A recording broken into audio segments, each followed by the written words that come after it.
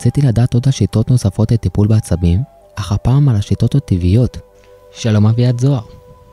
שלום, מה שלומך? מה זה בעצם רפואה טבעית? אז קודם כל רפואה טבעית זה מקצוע די גדול היום. זה מקצוע שנכנסים בו הרבה כלים מהעולם הטבעי, העולם קצת שונה מהעולם הקונבנציונלי שאנחנו מכירים, שזה אומר צמחי מרפא, תזונה טבעית בראשה, וכלים נוספים כמו תוספי תזונה, פרחי באך ורפלקסולוגיה או מקצוע מגע אחר. אז בדיוק, מה זה הצמחי באך האלה? איך זה אמור לעזור לנו?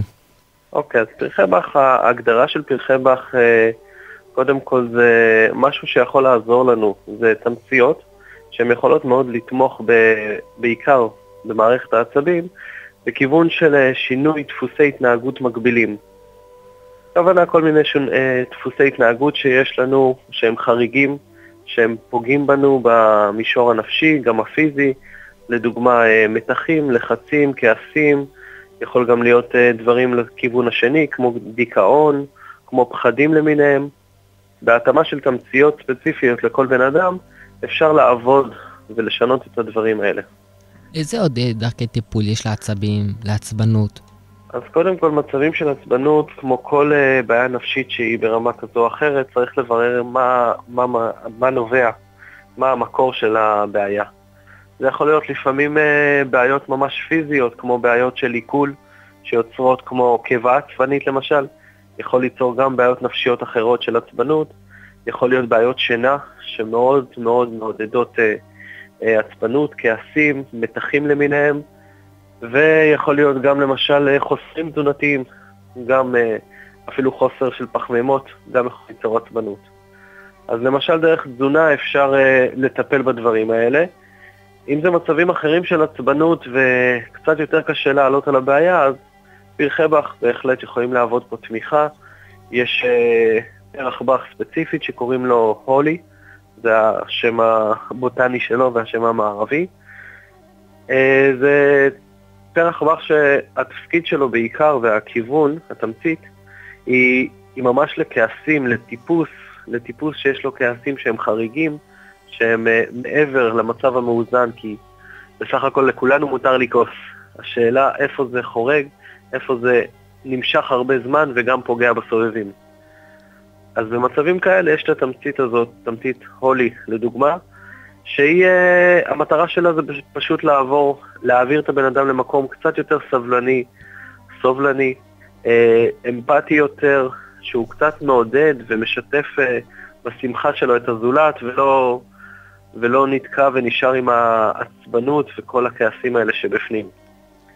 בעבודה כוללנית כמובן שזה לא תמיד רק פרח באך אחד שאנחנו משלבים בתוך התמציות, אבל זה אחד יכול להיות עיקרי מאוד שכן נרצה לשלב לאנשים עם כעסים באופן כרוני. מה היתרונות של הטיפול הטבעי? אז קודם כל יתרונות זה די ברור, אם זה פחות הכדורים שנותנים להרבה אנשים, יש לנו כדורים גם לדיכאון וגם למתחים ולחצים, כעסים, פרוזק וכל הדברים האלה.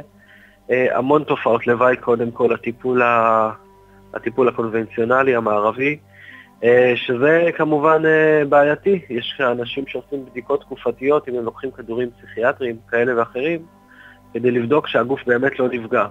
דבר הזה אין ברפואה הטבעית.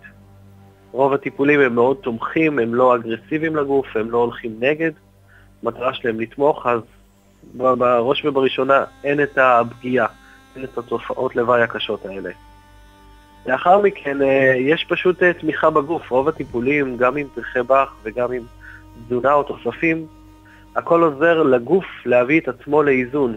זה לא שמישהו ייקח פרחי באך ופתאום יהיה יותר מדי בשנתי או יותר מדי רגוע, זה לא יקרה. מה שכן, זה עוזר לו לאזן את העצבנות שלו. זה אומר שהוא עדיין יהיה עצבני, אבל זה עדיין, זה לא ייקח אותו למקומות הקשים, למקומות שבאמת הוא פוגע בסביבה ובעצמו. למי אתה ממליץ בטיפול הזה? לאיזה סוג של אנשים? אוקיי, אז בגלל שדיברנו על טיפול באמת כוללני, הוליסטי, כמו שאומרים, שמטפל בכל הגוף והנפש, אין מישהו שאני לא ממליץ לו את הטיפול. אם מישהו באמת ניסה טיפולים אחרים, או מנסה לעבוד עם עצמו ויש לו קשיים, ברפואה טבעית אפשר להגיע לנטרופט, או כל בן אדם שמטפל ומוסמך ברפואה טבעית. אפשר לעבוד עם כלים רבים, גם שילוב של פרחי בח, יכול להיות תוספי תזונה כמו שציינתי, צמחי מרפא, תזונה כמובן, ואין מניעה לטפל בכל בן אדם, גם ילדים, ילדים עם בעיות קשב וריכוז, או בעיות של עצבים אחרים, ובהחלט טיפול שאני ממליץ לכולם, שווה לנסות, בוא נתחיל מזה. הרבה פחות תופעות לוואי והצלחות רבות. הרבה אנשים אבל חושבים שטיפול טבעי פחות עוזר מטיפול כימי, מטיפול תרופתי. תראה, האמת שדווקא בנושא הפסיכיאטרי ובנושא הנפשי, קשה להגיד, יש לי בעצמי מטופלים שלוקחים שנים כל מיני כדורים לאיזון של מערכת העצבים, או להרגעה של מתחים. הם בעצמם אומרים שאולי זה עוזר, אולי לא, עושים פתאום הפסקה ורואים, רגע, לא השתנה כלום. אז קשה גם להגיד אותו דבר על הטיפול הקונבנציונלי, הכימי, זה בהחלט חזק יותר, נכון. לפעמים אנשים יש להם לחצים ומתחים מאוד חזקים, לוקחים איזה כדור וגם אם הם רוצים או לא רוצים הוא משפיע חזק על הגוף.